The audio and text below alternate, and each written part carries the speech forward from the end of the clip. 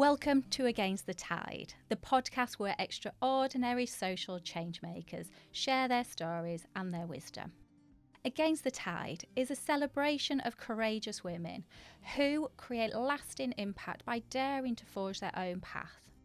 We'll dive deep into powerful themes such as the complexity of identity and how it influences the choices we make, embracing change even when it feels uncomfortable, and how breaking free from labels can unlock your true potential. Join me, Jo Metcalf, to hear stories of incredible women who, by swimming against the tide, prove that extraordinary things can happen. This episode features Anna Allerton, Executive Coach.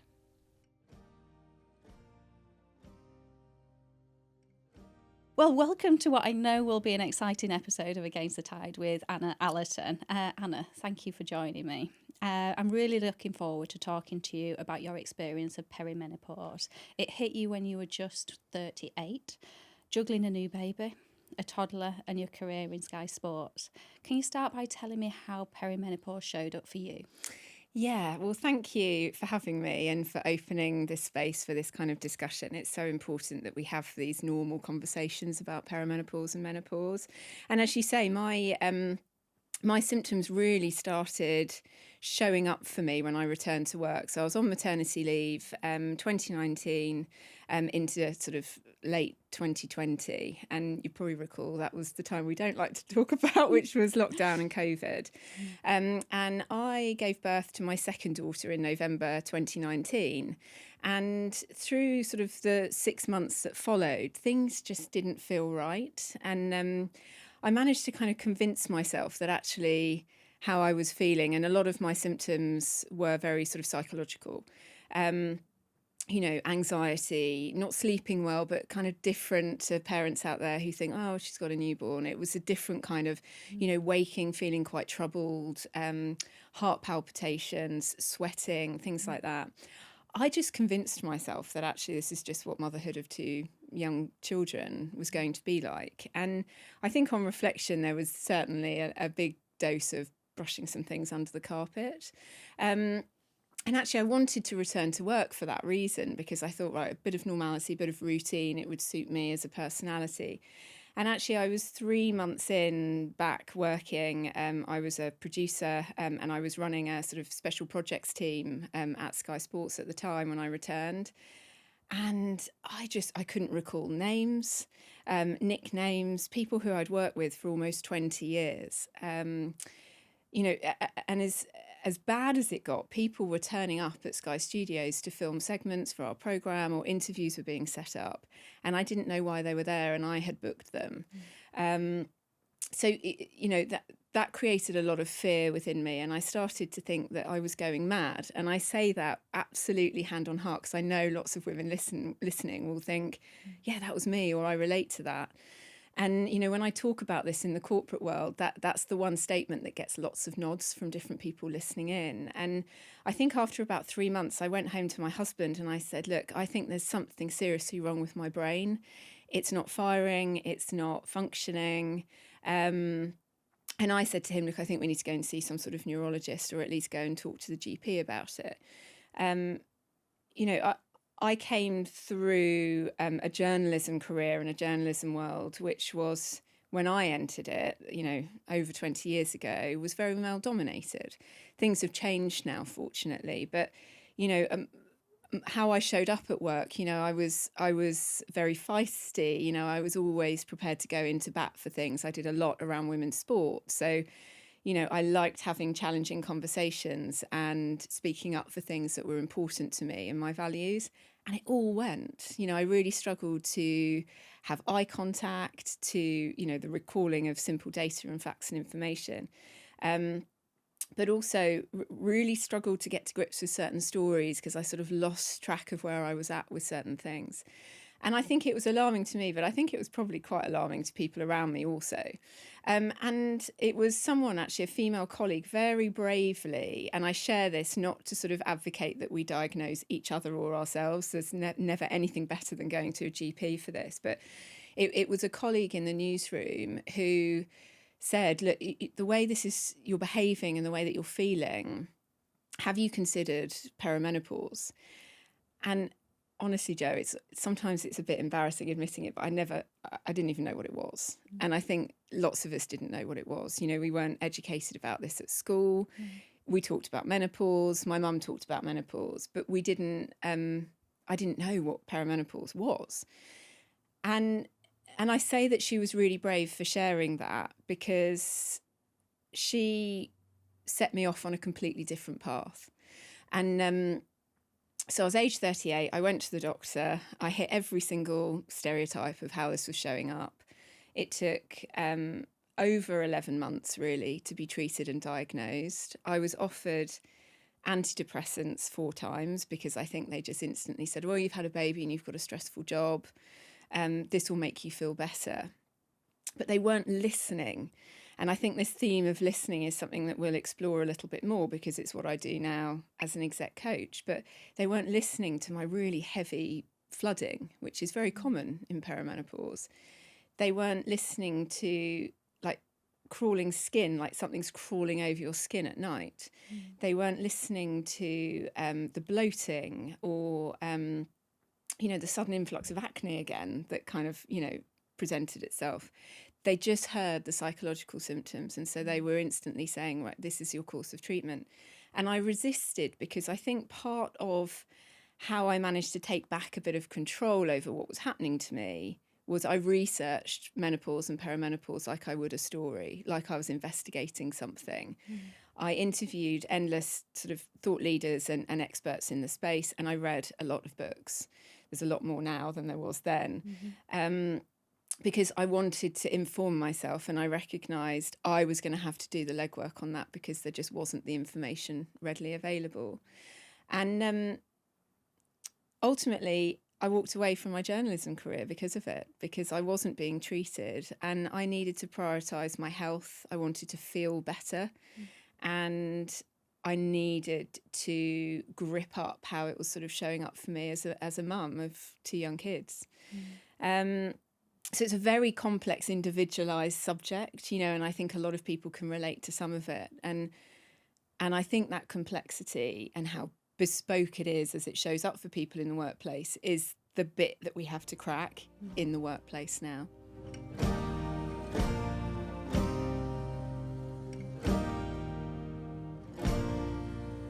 You've described that phase of your life using a metaphor of a salmon swimming upstream with a bear waiting at the top of the river. Can you unpack that for me, please? Yeah, sure.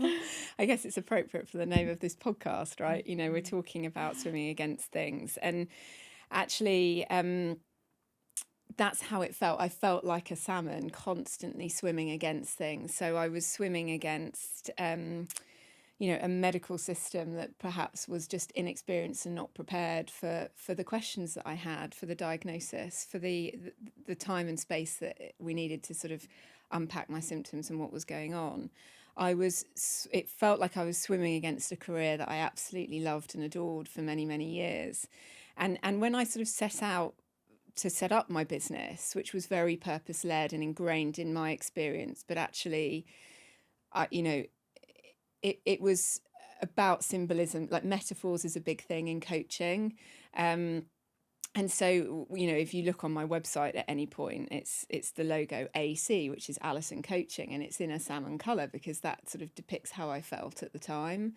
And salmon, it's that they swim upstream. I mean, look, someone listening might say, "Oh, I've got that slightly wrong," but my understanding is that salmon swim upstream to reproduce and to evolve and survive. And that's exactly what I was feeling like. I was having to constantly work hard at showing up and, going beyond the mask, really. And I guess the bear shows up in lots, my symptoms were a bear.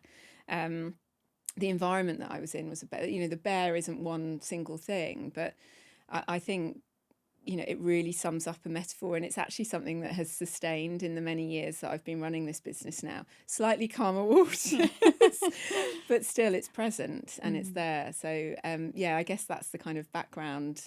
And I suppose coming from a journalism and a creative background, those things were important to have meaning and reference for me when I went about setting up this whole new chapter of my career and my professional life. Fantastic. You ultimately decided you couldn't stick with journalism, and you now say leaving journalism was a gift. Why was that? At the time, it didn't feel like it, as I'm sure you can imagine. It was a huge mix of emotions. You know, there was sadness, I felt defeated, I felt a little bit out of control, that actually my hormones and my symptoms had dictated terms to me. But there was also an opportunity, and I think it became really apparent to me that actually this time in women's lives, you know, and certainly in my life, was really a chance to evolve, to adapt, to move forward. And with that is opportunity, learning, you know, so many different things. And actually at the time it felt really desperate, but I wouldn't change it for the world. I often get asked, like, oh, if you could go back and perhaps, you know, get treated quicker, or, you know, your treatment actually worked more effectively for you, would I change things? I don't think I would, knowing what I know now. It just opened up this huge world of opportunity. And I think that, you know, perimenopause and menopause can absolutely be a time of opportunity. You know, we go into these stages of our lives as women wiser, more experienced, and the experience itself makes us stronger, more resilient, but also dials up the need to prioritize self and self needs. And I think that's why I describe it as a gift, because I get to almost turn my experience, but then combine my professional life with something that's purposeful and that I feel very passionate about changing. And I think that if I shift the dial just a tiny little bit to make a workplace slightly better for women, or to create more space and opportunity for women to be heard, I think that's a real privileged position to be in. Fantastic. So what made you choose executive coaching for your next career? So I get asked this quite a lot, actually, and there's quite a lot of synergy between being a journalist and a coach. And I say that because, you know, when you're chasing a story or you're covering a story as a journalist, you have to ask questions of people to hold accountability. You have to listen, and you have to actively listen in order to then move forward, to stay impartial, to actually not have an opinion or to offer advice, but to present the full case, the balanced case. And actually, there's so much of that in coaching. You know, I think there's sort of a misunderstanding about exec coaching, that you sit with someone and they sort of tell you how to do things to solve a problem or to address, you know, perhaps the next steps in your career or a job interview. It's not like that at all. And it's very embedded in active listening, body language. You know, what is this person saying? What are they not saying? And creating space to really get, you know, down past those top few layers of the onion and get to the core of what's going on for someone in order for them to unlock their way forward. And that's really what coaching is. And I think when I was managing teams and leading teams, I was adopting a bit of a coaching mindset.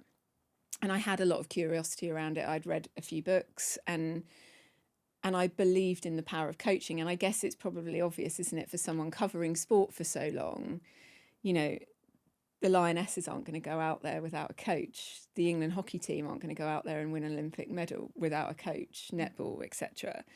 So why can we not have coaches, and why can we not have that challenge, accountability, but safe space also to explore and sit with our own ideas to move forward? How has your own experience of perimenopause impacted on how you work with your clients as well?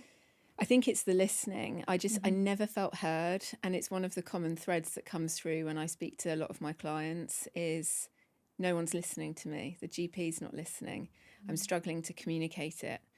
You know, am I going mad, or is it brain fog? You know, and I think my own experience is mine, and I say that very clearly because everyone else's is theirs.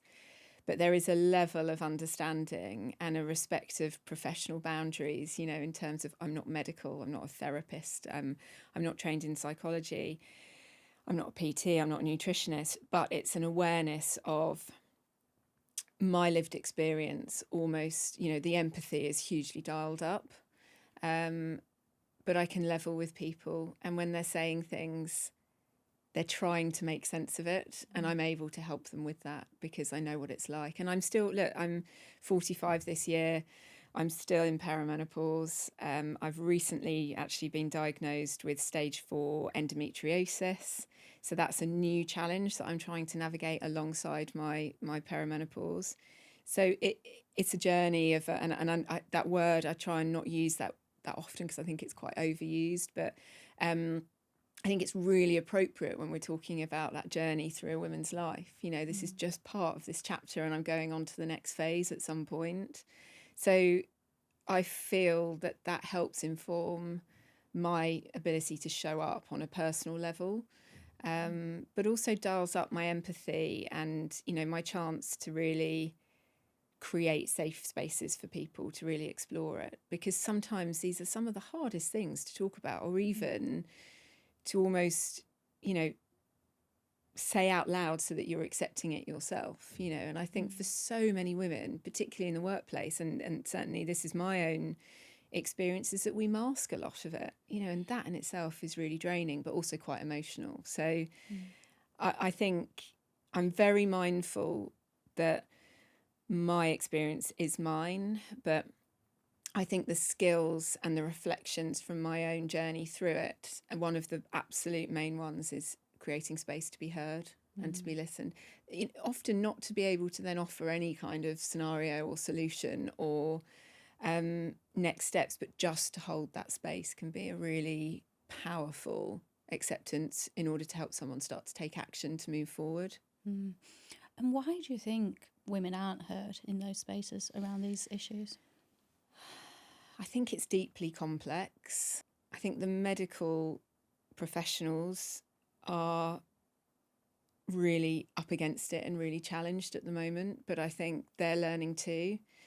I think the workplace, we know anything up to 60% are still not talking about this.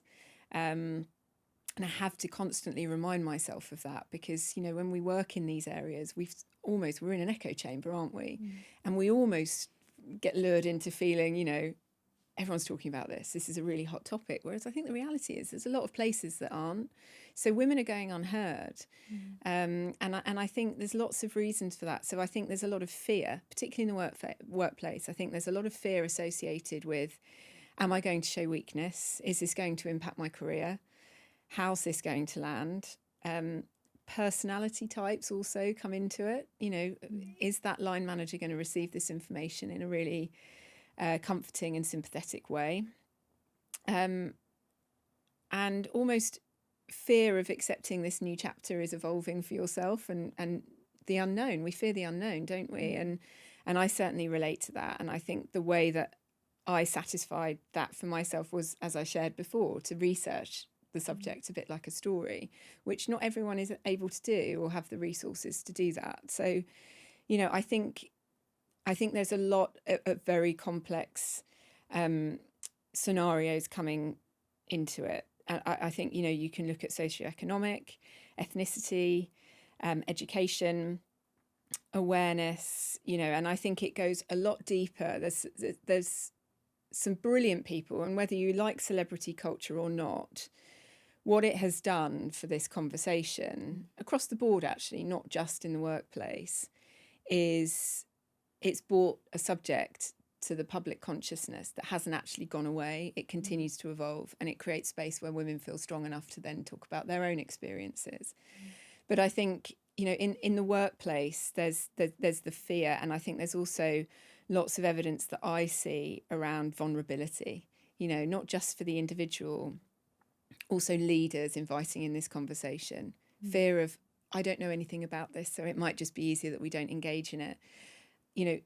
Knowledge is power, isn't it? And I think that the tide is starting to turn, but I think that, look, the fundamental facts are, the data that we do have around this shows that 1 in 10 women are quitting the workplace. 1 in 4 will reduce their hours. I think the data stands at the cost of recruitment for any individual over 30,000 per year salary. It's going to cost that organisation anything up to 25,000 to replace them. We do have a very, the classic iceberg, everything that's underneath it: wisdom, experience, qualifications, everything that an organisation ploughs into somebody is potentially going to walk out the door. And I don't think you can put a price on that. All this is happening at a time where women over the age of 50 are the fastest growing demographic of the UK workforce. So we also need to recognise, in talking about menstruation at work, talking about fertility at work, talking about all women's health, endometriosis, PMDD, that there is an array of subjects that need to be spoken about in the workplace. Awareness needs to be raised, education needs to be raised, because we need to dial down the stigma and create more inclusive cultures and workplaces for women. Fantastic. Sounds like there's a lot to do still in there, but those stats are really shocking.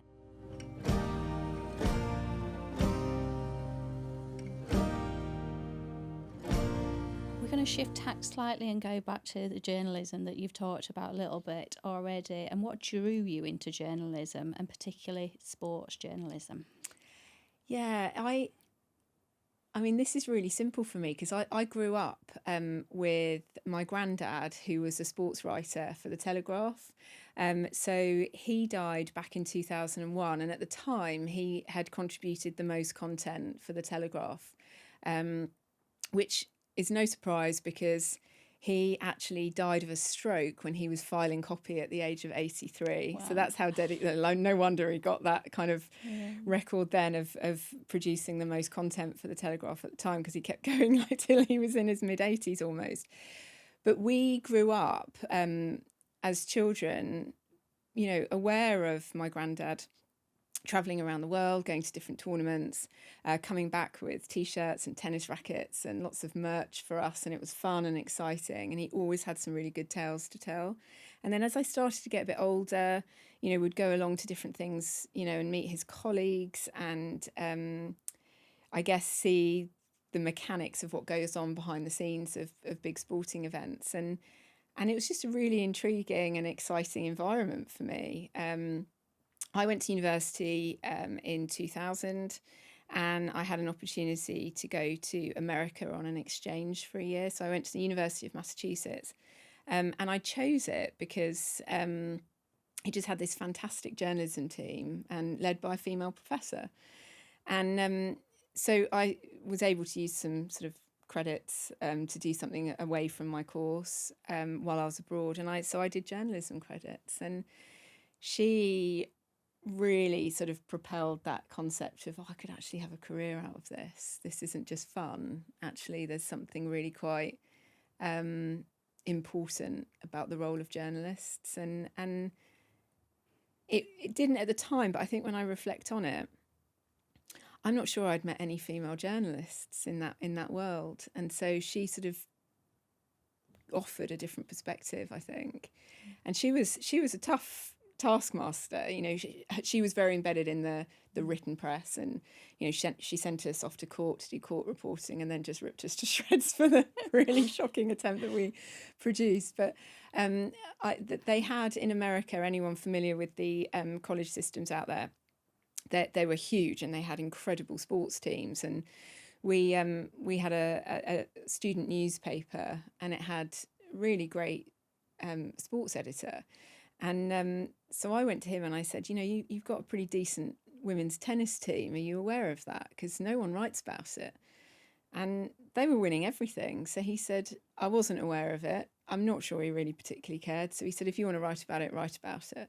And so I did. And I think that's where a lot of my passion for women's sport started to come through as well, when I reflect on that time. And then I came back after America, finished my degree, graduated, and then I lost count of how many letters. I mean, it was letters in those days, not so much emails with email was around then. I'm not as ancient as I sort of just presented myself, but I remember writing loads and loads of letters with cuttings of my women's tennis that I was covering in America for a year. And I sent it to everyone. And lots of people wrote back and were really encouraging, or, offered a bit of advice or guidance. And someone came back and said, "Oh, do you want to come and do something on local radio about Wimbledon?"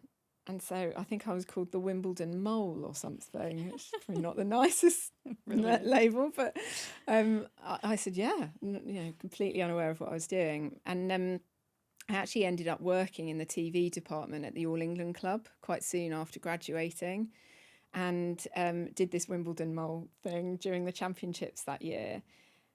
And that gave me an insight or a different lens into TV.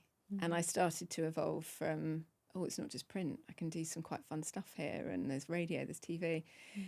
And then one of my many letters, I think, was to the editor at Sky Sports News. And I wrote to him and he said, yeah, this is the steps you have to take to get work experience and what you need to do. So I went through that process. And I got work experience at Sky for 2 weeks. And after my first week, the runner on a production team quit to go travelling. And they said, "Do you want the job?" Amazing. I mean, it wouldn't happen now, but it was that right time, right place, take your opportunities. And so I was a runner, making tea, running scripts, and it served for me as a real apprenticeship into TV, and I was just completely hooked. And that's why I stayed there for so long. It was a brilliant, brilliant place to be. Brilliant. And what an amazing career you had. And included at Sky, you helped launch Sports Women after London 2012. What was that experience like? Oh, it was great. It was great to be part of something that you had to fight for a little bit.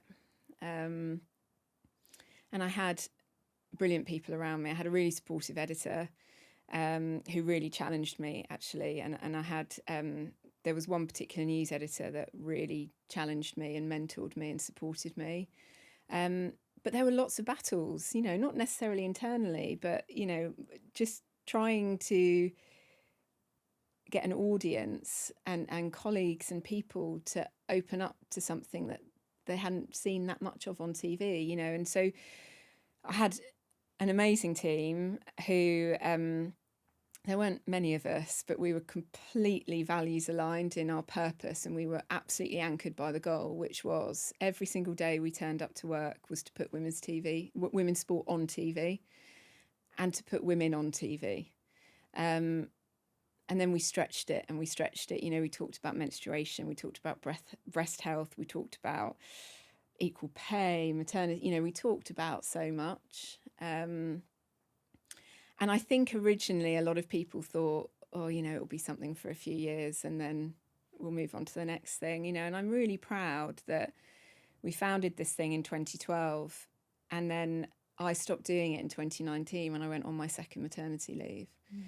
And the landscape had changed significantly in that time. And I think, we were a really small group of sort of early disruptors that worked across so many different stakeholders.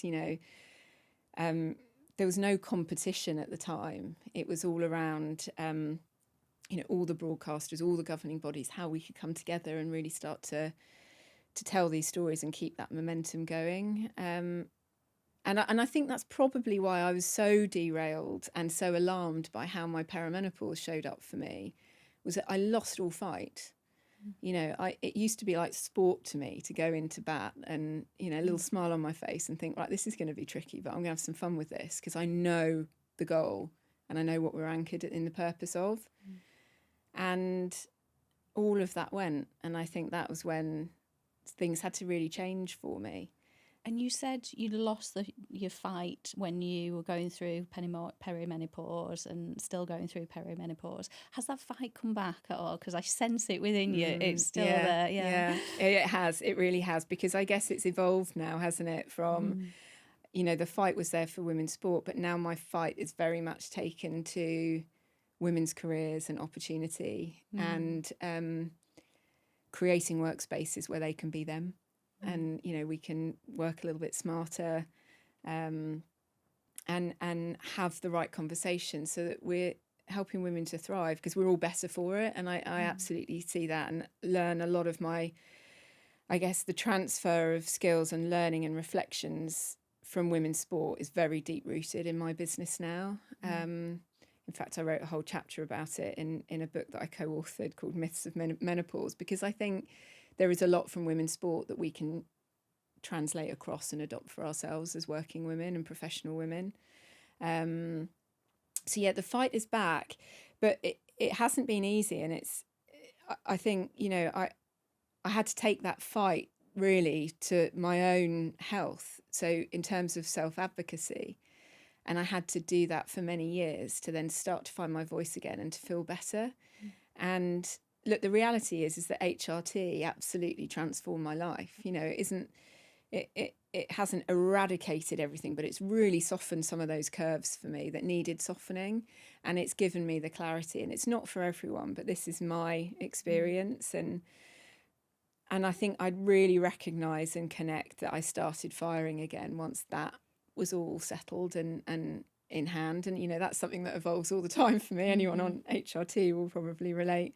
I'm going through that phase now where that needs revising, and a few little things have crept in or come back a little bit. And, but yeah, I feel, and I guess it's values led, isn't it? A lot of my work, and it has been my whole career.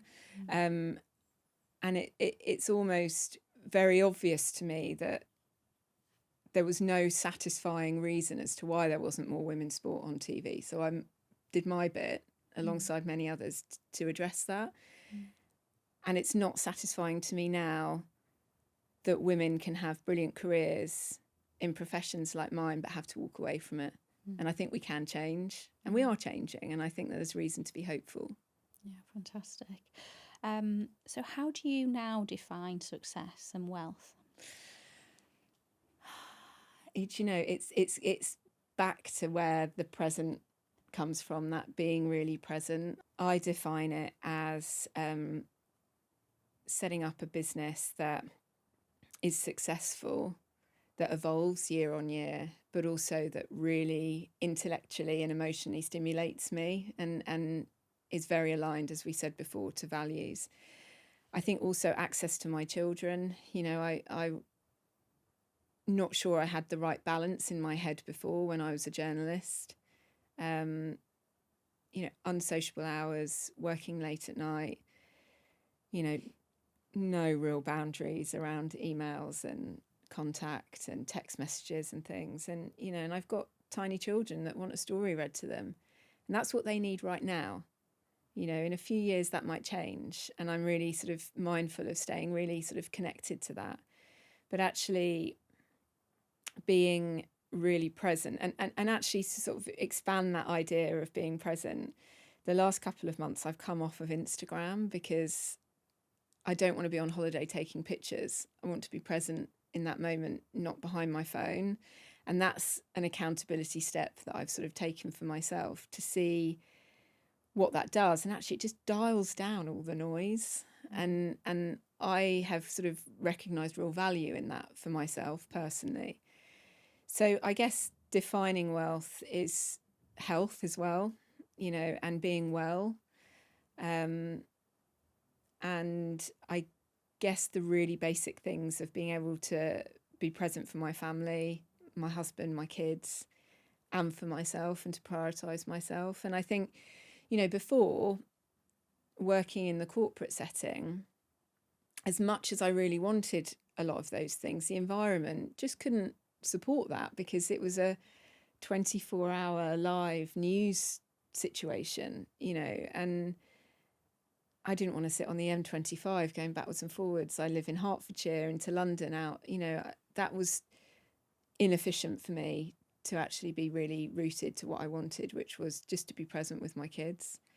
But I was never someone who couldn't work. And I think that's where I feel, again, that definition of, I suppose, gratitude, but also wealth, is that I can still work successfully.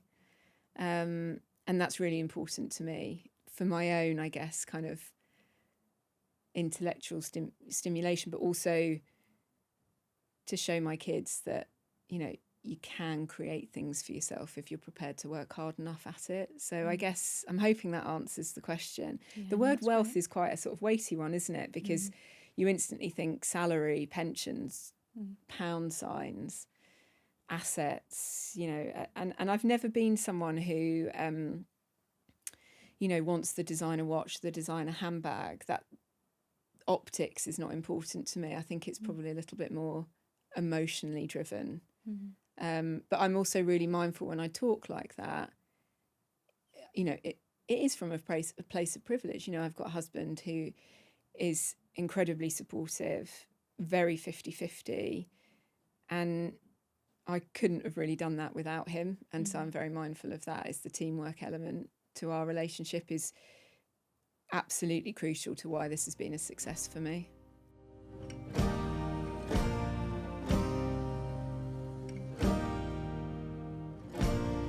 Have you got any words of wisdom for our listeners and particularly workplaces? Yeah, I think it's a big subject that actually a lot of workplaces are still not talking about. And I think the first step is start talking about it. And how do you do that? It's really a case of inviting in the conversation, to bring experts in to support that, to host workshops, webinars. And the reason we need to open the conversation in the workplace is because there's still a huge amount of stigma and stereotype attached to this subject and a lot of silence. And so it's really, I guess, a call to leaders and to HR leaders and wellbeing leaders to say, if you're not having the conversation and you employ women, you absolutely should. So that's your first kind of benchmark. And embrace the fear, embrace the vulnerability. Absolutely accept that none of us were taught about this at school. That's changing. That is actually in the curriculum now, so young people are. So we're sort of this generation in the workplace that still need to educate ourselves and normalise this conversation. And we need to give a voice to a lot of women that feel very isolated, navigating a lot of this. We need to understand the symptoms. We need to walk alongside people without judgment and without diagnosing people, just to create space. We need to learn to actively listen to people, to hear what's going on, not a blanket approach of this is our policy and this is what we're going to do, but more of the individual. The other really crucial thing is that we're not box ticking this subject, which comes around every October each year. What are you going to do to mark it, but what are you going to then challenge yourselves to do in month 2, month 4, month 6? How are you going to challenge yourself to really keep this conversation on the agenda and shift the dial a little bit? And it doesn't matter what your budget is. You don't need loads and loads of money for this. You do need some money. I think that's the other really honest conversation to have, which is you can't start a change like this in the workplace without some budget allocation. So looking at how that gets discussed. Basic things. Don't bother with the free pens, the free cupcakes, the free food, the free tote bags or any of that stuff. Start with free sanitary ware if you don't have it in your toilets. That helps year round. And that's a real statement of saying we see, we hear, we support you. Don't just share on your intranet some experiences of women sharing their journey through menopause. How are you going to turn those stories into strategy? How are you going to move beyond that? I think is really important to challenge yourselves. How are we training our managers, our leaders, all of our staff to raise their awareness, their education, but also their knowledge around this subject? We can't just expect people to Google it, but we can create systems where we're supporting learning and development on this subject.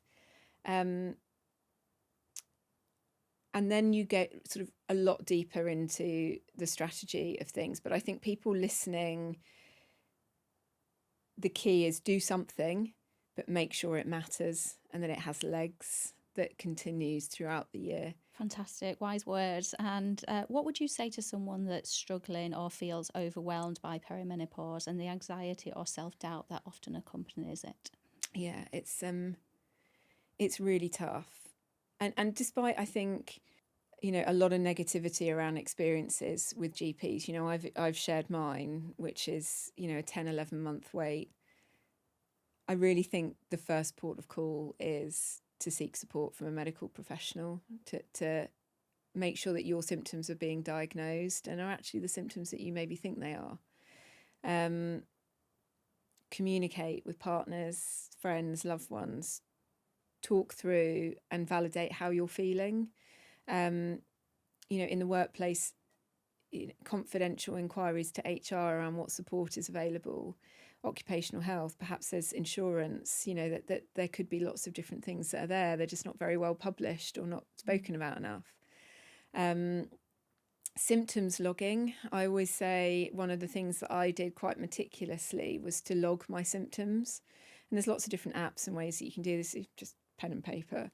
But start to read your own data and start to see patterns and start to look at, when is the anxiety at its highest? Is it consistent? Is it for a certain period of the month? All of those things help to inform you and feed you back your own individualized data. It's really valuable. It's also really helpful to be able to present that and take that to work in collaboration with your doctor. There's some brilliant charities. Menopause Support is one of them. I'm always staggered at how much information is on there, not just for individuals, but partners too. And I think, it's important to touch on that because, my view, and I think this is very informed by women's sport, is that men aren't allies in this conversation, they're stakeholders. Half the population are directly impacted, the other half are indirectly. Mm-hmm. If we can create space where they feel educated, supported as well, then we're going on that journey together, and I think it'll be a lot more productive. Mm-hmm. So brilliant charities. That there's a lot of misinformation out there as well, which I think is really important, and it won't surprise you as a journalist to say check your sources. It's something that I really encourage my clients to create space for around sourcing evidence-backed information that's trusted, that's proven. It's a big market now, menopause, which comes with its challenges. It comes with its advantages as well. But I do recall when I started going through it that it was hugely overwhelming. And actually, that there's lots of pillars to it as well that we have to consider. There's the go to the GP, there's go to our doctors. There's also mindfulness around how am I feeding my hormones, how am I nourishing and supporting my body through nutrition, water, caffeine, my alcohol use, lots of different things like that we have to take ownership over and perhaps challenge some accountability.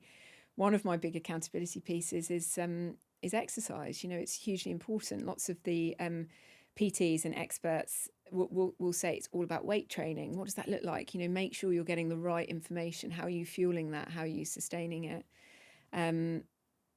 It feels like a big job, doesn't it, when you talk about it like that? And it is, but there's a lot of really good support and resources out there.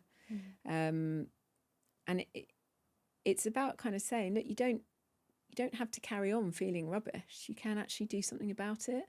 You deserve it. You deserve to feel well. And if you're not satisfied, to keep going.